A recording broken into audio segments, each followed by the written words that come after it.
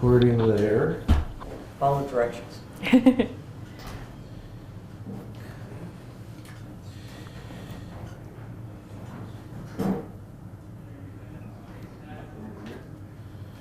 All right, Emily, go ahead and clap for me 3 times. All right, now we're synced. All right, perfect. Ready? Yes.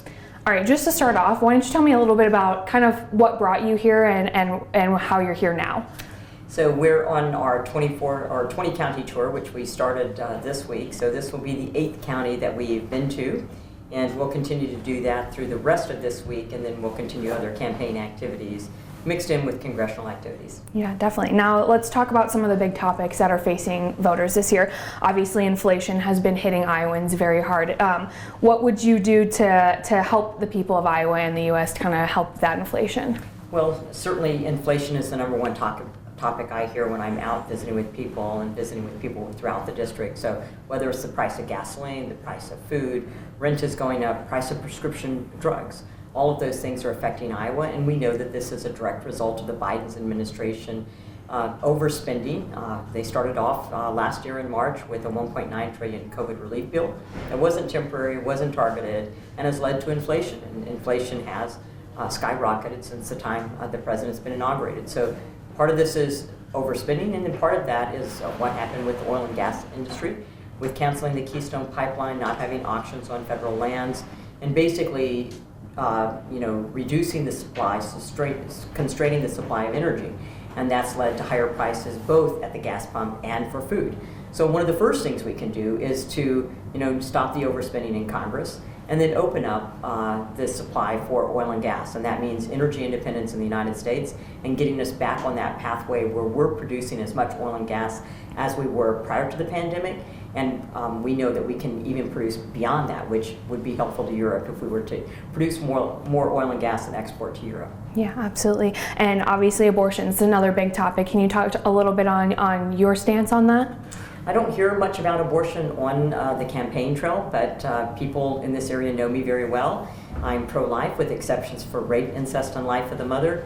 But honestly, the Democrats are extreme on this issue. Almost every single one of them voted in Congress for abortion on demand with no excuses up until the time of birth, and taxpayer funding for abortions, neither of which is something that's a particular desire or particularly favorable with the American people. What I hear on the campaign trail is the economy, jobs, inflation, prices, crime, the border, 87,000 IRS agents, and college loan forgiveness. Those are the things I hear about. Right, absolutely. Gun control is another big one. We've had lots of mass shootings throughout schools. What would you do to help, protect these students in their schools and maybe cut back on gun rights, anything like that? Well, there has been some shootings at school, which is tragic for any parent. All of us want to know when we send our kids to school they're safe, but it's not only being safe while they're at school, it's being safe on the way to school. So I have several bills that I co-sponsored, but also a bill that I authored on securing our schools, so making our schools safe. But then there's also not only safety in school, but safety on the way to school. And so this message that has resonated from the Democrats over the past several years of defunding the police, no cash bail, letting criminals out, not penalizing people, or what you've seen in California where you can have theft up to $999 under no consequences, that has really led to lawlessness and increased criminal activity throughout the country, and including here in Iowa, especially on the eastern part of our state. And then the border, not securing our border, has let in a profound increase in the amount of drugs, synthetic fentanyl. So if you visit with law enforcement, you'll find that drug overdoses, crime-related drugs has really skyrocketed. So I think what we have done within our state of Iowa, but on the federal level, our commitment to America as Republicans is to help fund 200,000 new law enforcement agents throughout the country so that we can get a handle on crime. Right, sticking on that topic of the border, immigration's been a big issue as well. Can you talk about your stance on that? Anything you think that needs to be done in that issue? Well, I think everybody understands the border has to be secure. And there are people that are on waiting lists to come into this country who are not coming into this country. Meanwhile, we've had over 3 million people come into our country illegally.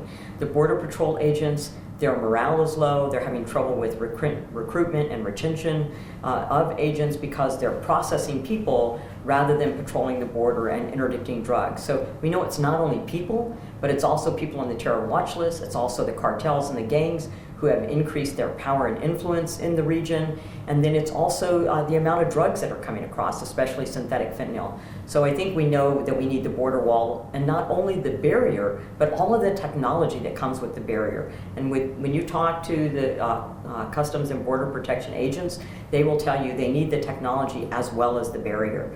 But then I also have immigration bills. So I have 3 legal immigration bills, one of which is the Afghan Readjustment Act, for those people that came here with the withdrawal out of Afghanistan, that we can utilize those individuals who want to work, who have skill sets, match their skill sets with job openings that we have in Iowa as well as throughout the nation.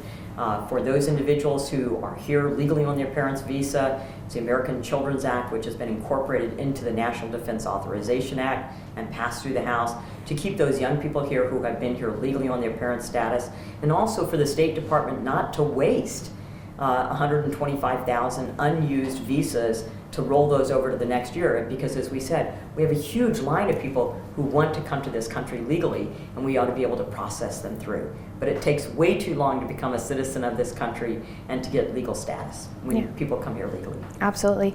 Kind of switching gears now to Medicare and Social Security. Can you just talk about your stance on that? Anything you would do to help people who might be worried about it? So I would say first and foremost that the Republicans, I have not heard anything in the House with the Republicans that would do anything but strengthen Medicare and Social Security. So I was part of the Secure and Timely Seniors Act, which strengthens Medicare, have been very active in trying to lower prescription drug prices, voted for a cap on insulin at $35, but even more than that have been putting forth legislation for the pharmacy benefit managers, or PBMs, which are an opaque kind of relationship between the drug company, the PBMs, insurance companies, and the consumer, the person who purchases drugs, to get more transparency in that marketplace where that middleman is concerned to help drive down drug prices. I've got 2 bills on biosimilar bills and other bills in order to try to get generic insulin. So working on how can we control drug prices for seniors. We also did Secure 2.0, which is looking at retirement income and how people can save more for retirement. So we're trying to strengthen retirement income, strengthen the Social Security standpoint. As you know, the Social Security cost of living adjustment is going to be huge this year. It will be one of the biggest increases, and that's because inflation is so high. So we want to make sure that people that have contributed to this system are able to access the system when they get to age to access it. So strengthening Medicare, making sure that Social Security is solvent, and part of that is growing the economy, because as we grow the economy, we have more people who pay taxes, they pay into those systems, so they help those systems to become more solvent. Yeah, absolutely. Switching now, the January 6th attacks, can you talk just a little bit about what your thoughts are on that and the proceedings so far that people have gone through? Well, I think I was at the Capitol. I had just left the chamber, and it was a horrible riot that had become very violent. I think that for most of the people that were the vast majority that were there to peacefully protest. But when it comes to the hearings that we've seen displayed, they're partisan and one-sided. So never has a minority party been denied choosing its own members to be part of a committee. That was unprecedented in the history of Congress. And so I had voted for a commission that was bipartisan, that would have allowed the minority to have the ability to subpoena witnesses, would not subpoena sitting members of Congress. And I think through that commission we would have gotten real answers, but having a one-sided political display is not the way to get answers for January 6th. Absolutely. Talk to me, if you were to be elected, how would you work and listen with other members and voters of the opposite party?